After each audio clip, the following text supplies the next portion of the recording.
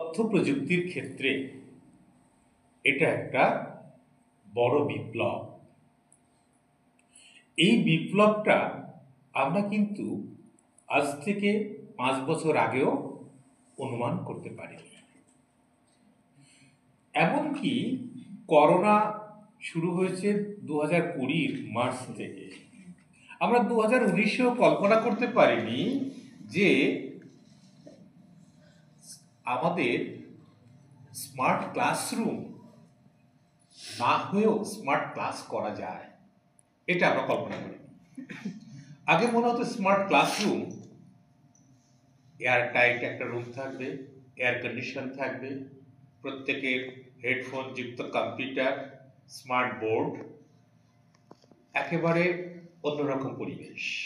কিন্তু তথ্য প্রযুক্তির দ্রুত গতিতে এগিয়ে যাওয়া আমাদেরকে কিন্তু আর স্মার্ট ক্লাসরুমের মধ্যে সীমাবদ্ধ রাখেনি। আমরা দেখলাম করোনার পিরিয়ডে গাছের তলায় বসে, প্ল্যাটফর্মে বসে, যেখানে খুশি বসে, ঘরের চালের উপর বসে ক্লাস করছে, অনলাইনে ক্লাস। তবে স্মার্ট ক্লাস টুকু রইল, রুমটা আর রইল না। তাহলে আমাদের যুগান্তকারী পরিবর্তন, তেমনি আর্টিফিশিয়াল ইন্টেলিজেন্সই এইরকম একটা যুগান্তকারী পরিবর্তন। এই পরিবর্তন এমন এসে গেছে যে আমরা মনে করি কি আনন্দ, মুহূর্তের মধ্যে আমি কম্পিউটারে ইন্টারনেট কানেকশন দিয়ে করে দিলাম, যা লিখতে চাই লিখে ফেললাম, সব লিখে আমাকে সাহায্য করছে। এমনকি গ্রামারলি দিয়ে গ্রামারটাও কারেকশন করে দিচ্ছে। অদ্ভুত না? অলৌকিক না? ভগবান এটা করে দিয়েছে মনে হচ্ছে না? এবং যন্ত্রে মনে হচ্ছে অটোমেটিক হয়ে উঠেছে, তাই নাকি? না, আর্টিফিশিয়ালি ইন্টেলিজেন্স এটা ইউজ হচ্ছে আর্টিফিশিয়ালি, কিন্তু অরিজিন মোটে আর্টিফিশিয়ালি নয়। এর origin human being, human brain. মানুষ তার মেধা দিয়ে সফটওয়্যার তৈরি করছে। সফটওয়্যারের মধ্যে তার ডেটা, সেখানে ইনফরমেশন আপলোড করে দিচ্ছে। যে যে ডেটা আপলোড করা হবে সেই সেই ডেটা থেকে তুমি সাহায্য পাবে আর্টিফিশিয়াল ইন্টেলিজেন্সের মধ্যে। যেগুলো তুমি আপলোড করা নেই, তুমি ওয়েবসাইট, উইকিপিডিয়া, গুগল যা তো খোঁজো না কেন, কিছুই পাবে না। সুতরাং আমরা মনে করছি যে আর্টিফিশিয়াল ইন্টেলিজেন্সের মাধ্যমে একেবারে যুগান্তকারী ভীষণ কিছু ঘটে গেল। কে করে দেবে আমাকে? তুমি নতুন করে ইনফরমেশন, ইনভেনশন যা কিছু করবে সফটওয়্যার মাধ্যমে যদি ওয়েবসাইটে আপলোড করো, তোমার এটা যন্ত্রের মাধ্যমে আরেকজন ব্যবহার করতে পারবে। চ্যাটজিপিটি থেকে শুরু করে সমস্ত কিছু ক্ষেত্রে তাই।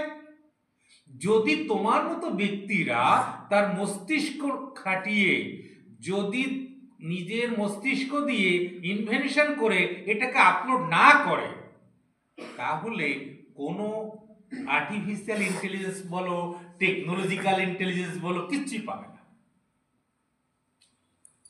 কারণ তাহলে ডিপেন্ড করছে মানুষের উপর। আচ্ছা, আমরা যারা আর্টিফিশিয়াল ইন্টেলিজেন্স নিয়ে আর্টিফিশিয়াল ইন্টেলিজেন্সের উপর ডিপেন্ডেন্ট হয়ে পড়েছি। বহু অধ্যাপক, বহু টিচার, বহু স্কলার, ছাত্রছাত্রীরা তো দিনরাত আর্টিফিশিয়াল ইন্টেলিজেন্সের মাধ্যমে নিজের ইন্টেলিজেন্সির বিস্ফোরণ ঘটিয়ে দিচ্ছে। কি পারে, মুহূর্তের মধ্যে সব করে দিচ্ছে। কি অসাধারণ! কেন এই যে টেকনোলজি সব করেছে, টেকনোলজি জানতে হয়, না হলে কিছু হয় না, এই যে তোমাদের কথা, এটা সত্য নয়। এর কোন জায়গায় খামতি কোথায়? তুমি জানো অ্যালজেব্রা থেকে শুরু করে স্ট্যাটিস্টিক্স থেকে শুরু করে যত রকমের ম্যাথমেটিক্স পৃথিবীতে আছে বড় বড় সব, এগুলো কিন্তু কোনো টেকনোলজি তৈরি করে দেয়নি।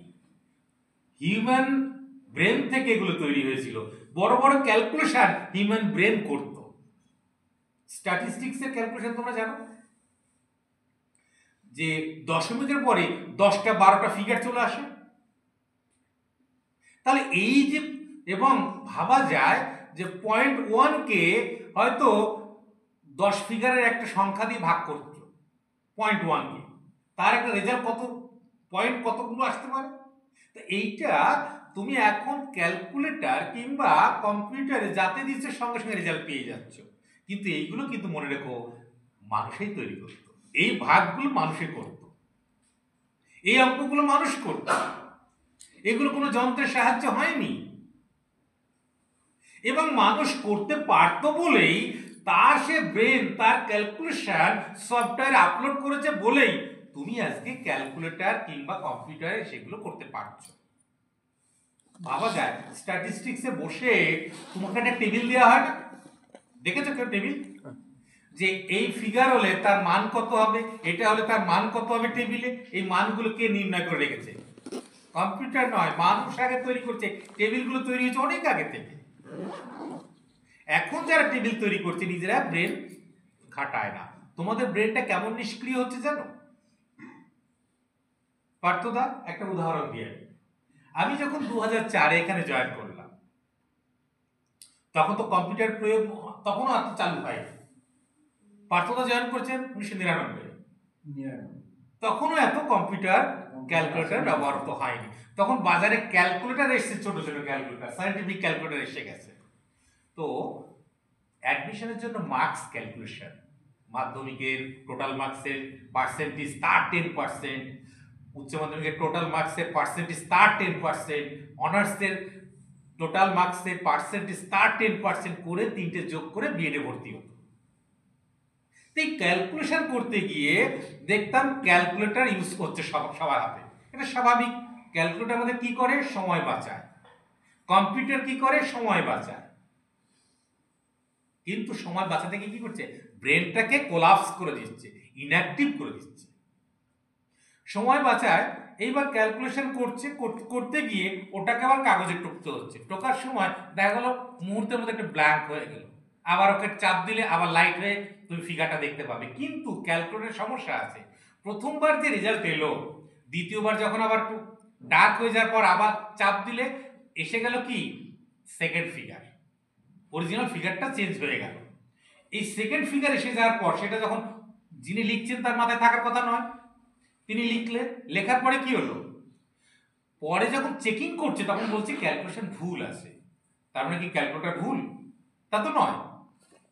অর্থাৎ আমি দুবার চেপে দিয়েছি, তিনবার চাপলে আর একটা ফিগার আসতো। এটা সিস্টেম আছে ক্যালকুলেটরে। তাহলে আমি মস্তিষ্কটা দিয়ে যদি করতাম ক্যালকুলেশন, তাহলে কি হতো? আমি ক্যালকুলেটরের উপর ডিপেন্ড করতাম না, তার ফিগারটা ভুল না সঠিক ওই মুহূর্তে আমার মাথায় আসছে না, কিন্তু আমার মাথায় এসে যেত নিজে নিজে করলে। কারণ চোখ দিয়ে দেখে আমি যদি মৌখিকভাবে, তুমি ভাবো শকুন্তলা দেবীর কথা, ভারতবর্ষে কম্পিউটারের চাইতে ফাস্ট ছিলেন তিনি, কি করে সম্ভব? এটা মস্তিষ্কে তো করেছে এগুলো। তাহলে আমি বলতে চাই ক্যালকুলেটর ব্যবহারের ফলে আমাদের ব্রেন ক্যালকুলেশন করছে না, না করার জন্য ব্রেন ইনঅ্যাক্টিভ। এখন আমরা বাজার করতে গেলে কিংবা 2 টাকা 5 টাকা জিনিসপত্র আনলেও ক্যালকুলেটর হিসাব করতে দিলাম মোবাইল থেকে। আমাদের ব্রেন এতটা কোলাপস করে ফেলেছি আমরা। এমনকি এই আর্টিফিশিয়াল ইন্টেলিজেন্স ব্যবহার করতে গিয়ে আমার ব্রেনের উদ্ভাবনী ক্ষমতা, আমার যে আবিষ্কারের যে ক্ষমতা, চিন্তা শক্তি নষ্ট করে ফেলছি। আমি যে কত সুন্দর করে লিখতে পারতাম, শৈল্পিকভাবে লিখতে পারতাম, সেটা নষ্ট করে ফেলছি। এবং এতে উৎসাহিত আমি করছি বলে এই তোমাদের যন্ত্রের ব্যবহারে নিরুৎসাহিত করছি না। যন্ত্রকে তখনই ব্যবহার করবে যেখানে মানুষ কাজ করতে গিয়ে থেমে যাচ্ছে। তার মানে তুমি যদি প্রথমে যন্ত্রকে ব্যবহার করো, তাহলে বুঝতে হবে তুমি মানুষ হিসাবে অকর্মণ্য একজন। তোমার ব্রেন কাজ করে না, তোমার কোনো কিছু কাজ করে না, তুমি ডিপেন্ডেন্ট যন্ত্রের উপরে, মানে অন্য কোনো ব্যক্তির মেধার উপরে ডিপেন্ডেন্ট। অন্যের মেধা দ্বারা এই তথ্য, এই নলেজটাকে আপলোড করা আছে, সেই নলেজটাকে ব্যবহার করছো, তুমি নিজের নামে চালিয়ে দিচ্ছ। এটা হচ্ছে ভয়ঙ্কর জিনিস। এটা কিন্তু তোমাদের মস্তিষ্কের জন্য ভালো জিনিস নয়। আর একটা শুনে নাও, কেন ভালো জিনিস নয়? আর্টিফিশিয়াল ইন্টেলিজেন্সের এররটা ভয়ঙ্কর রকমের। নিজেরা নিজে একটা পরীক্ষা করতে পারো।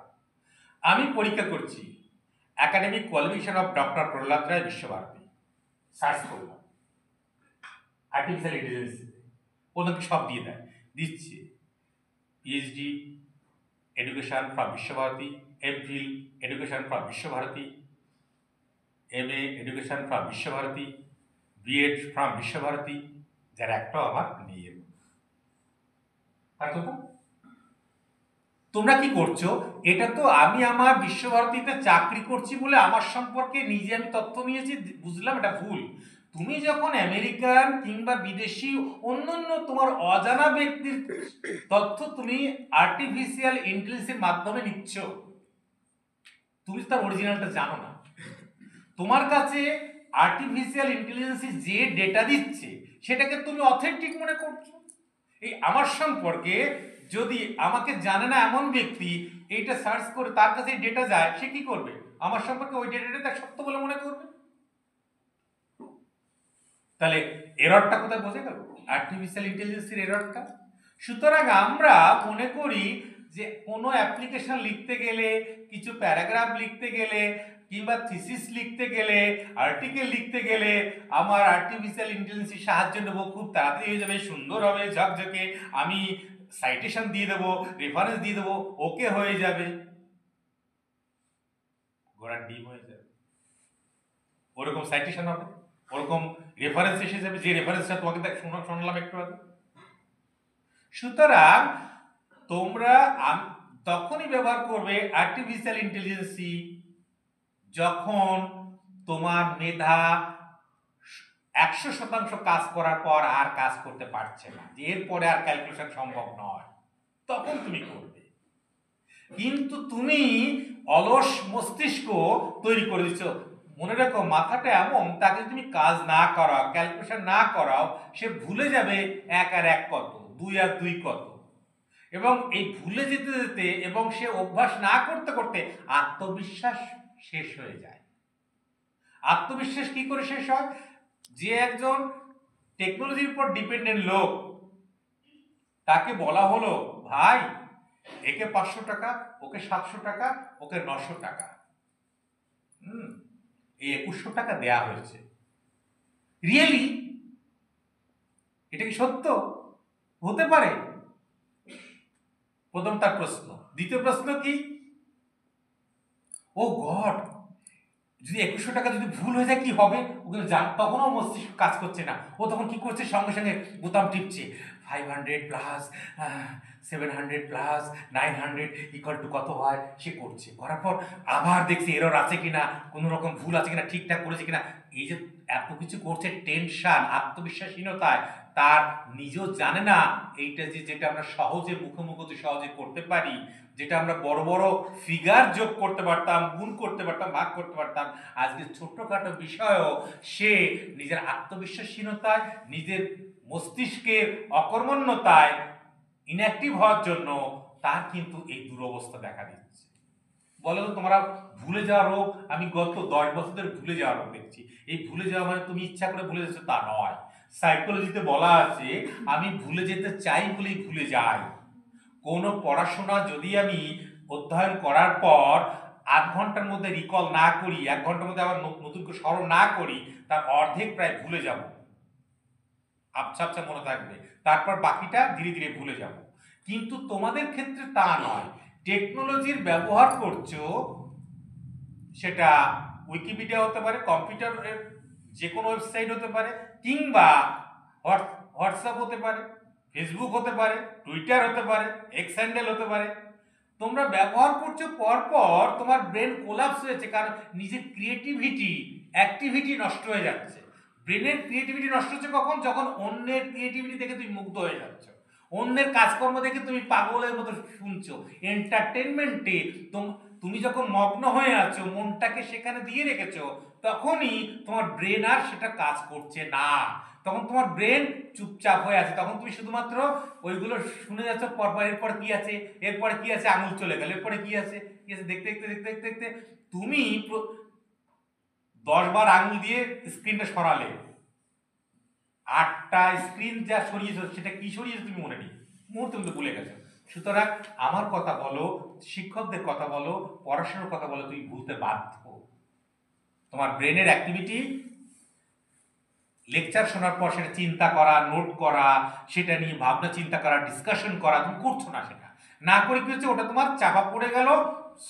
সোশ্যাল মিডিয়াকে যেমন তুমি একটার পর একটা দেখে যাচ্ছ, কালকে কি দেখেছিলে আজকে মনে নেই, সকালে কি দেখেছো এখন মনে নেই? ঠিক পড়াশোনাটা এরকম চাপা পড়ে যাচ্ছে শুধু তোমার মস্তিষ্কের নিষ্ক্রিয়তার জন্য। এই নিষ্ক্রিয়তা করে নিজের মস্তিষ্ককে নষ্ট করে, নিজের মস্তিষ্ককে অলস জায়গায় ঠেলে দিয়ে শুধু টেকনোলজির ক্যারিশমা দেখিয়ে কোনো লাভ হবে না। তোমার জন্য হাজার লোকে আপলোড করবে, সে বিজনেস করবে, আর তুমি সেই টেকনোলজির উপর নির্ভর করে জীবন বেঁচে থাকবে কতক্ষণ? বিচার বুদ্ধি শূন্য হয়ে যাবে, তোমার মস্তিষ্কের বিচার বোধ থাকবে না, তোমার কাজকর্ম ঠিকঠাক থাকবে না, তুমি তখন পরের হাতে পুতুল হয়ে যাবে। তখন একে এক ধরনের হ্যান্ডিক্যাপ বলে, এক ধরনের এই হ্যান্ডিক্যাপ ব্রেনের দিক থেকে হ্যান্ডিক্যাপ হয়ে যাবে। যন্ত্রের জন্য তো সমস্ত কাজকর্মের দিক থেকে ফিজিক্যালি হ্যান্ডিক্যাপ, এবার ব্রেনের দিক থেকে হ্যান্ডিক্যাপ হয়ে যাচ্ছ।